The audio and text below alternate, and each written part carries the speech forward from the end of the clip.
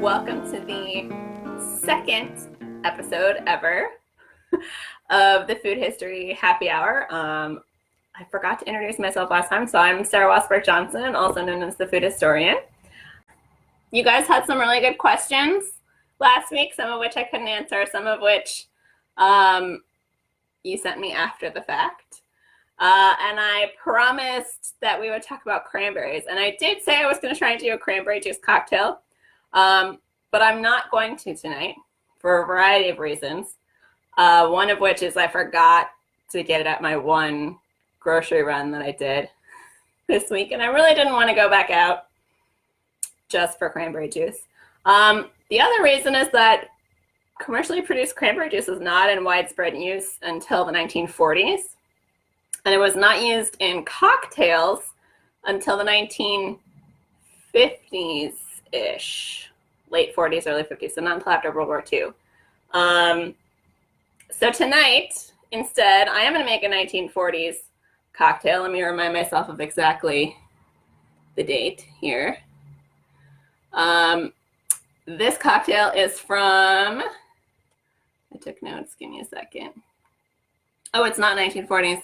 It's from 1917. 1917, Recipes for Mixed Drinks is the name of the book. And I am, against Emily's suggestion, going to make the Florida special. Now, that might seem like a bad idea given everything that's going on in Florida right now. But to be perfectly honest, I have oranges that need to be used up.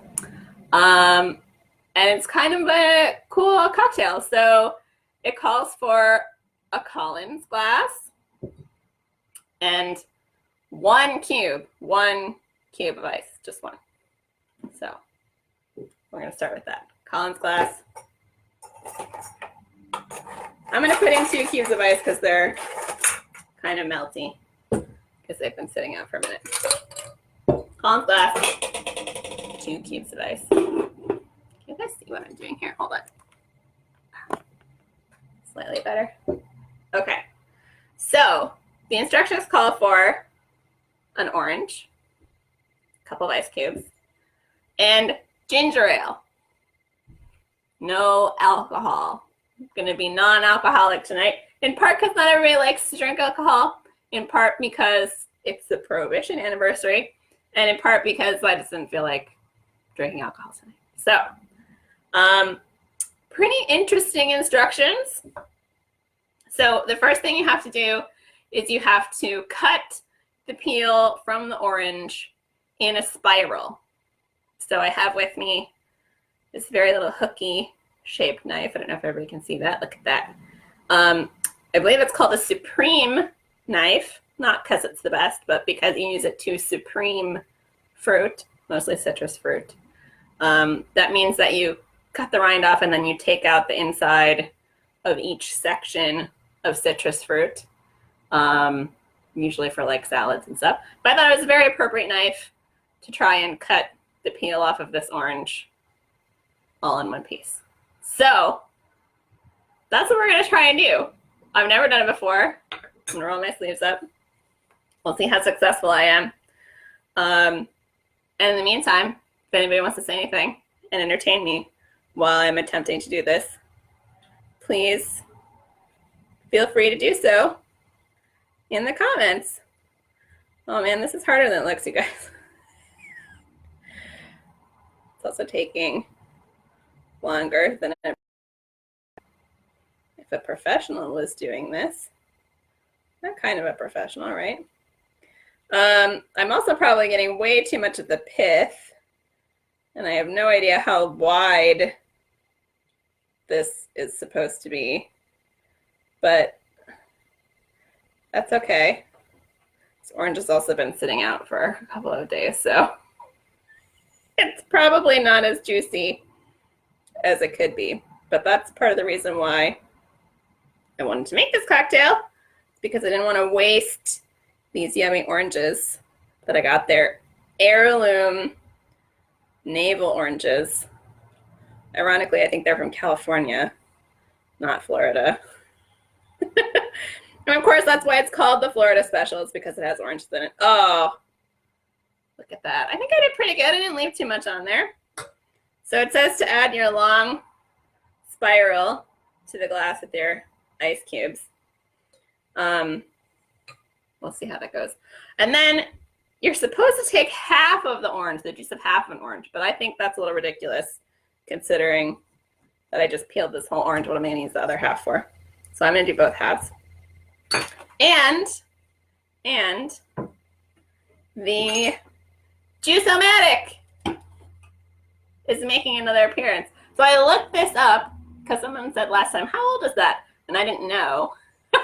Yay, Juice-O-Matic, somebody liked it, that's cute. And this particular model was patented between 1938 and 1939. So that means it's from the 40s, which is earlier than I thought. Kind of makes sense because it's got kind of like this deco look going on here.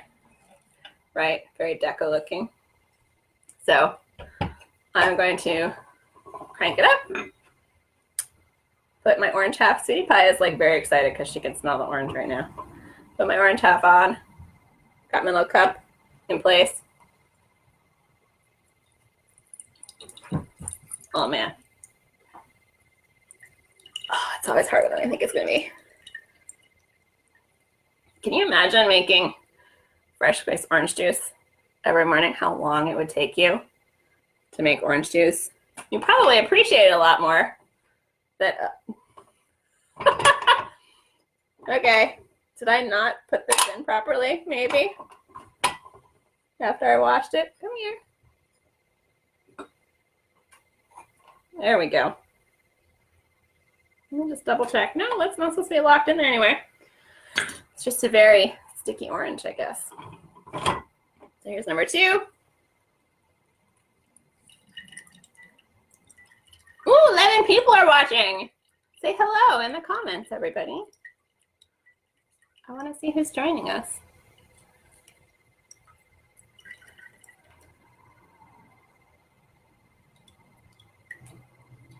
Okay. I think that's just about done. Is it gonna suck itself back up again? Yep, wow, that really sealed on there. There we go. It's probably because there's no skin on the orange. That makes it stickier. Okay. Back down it goes. Got my orange juice with my orange. Oh, that looks good actually.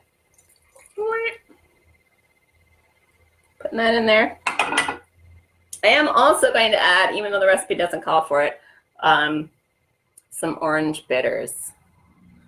I love bitters. I looked up a little bit about the history of bitters. It's kind of murky. Starts out as sort of like a nutritional supplement and ends up being used in cocktails.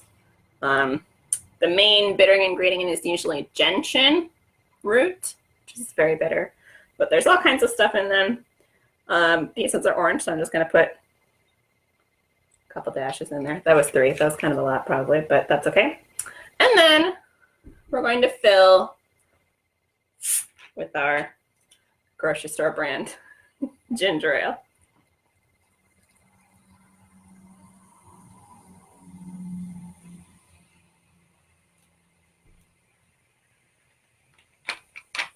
And of course, as with last time, I'm just gonna go over here too. Oh, it's making me nervous. I'm afraid I'm gonna knock it off.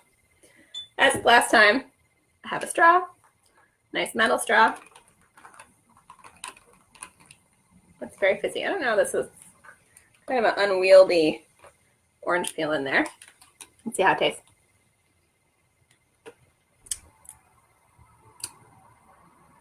That's pretty good. Not as orangey as I thought it would be.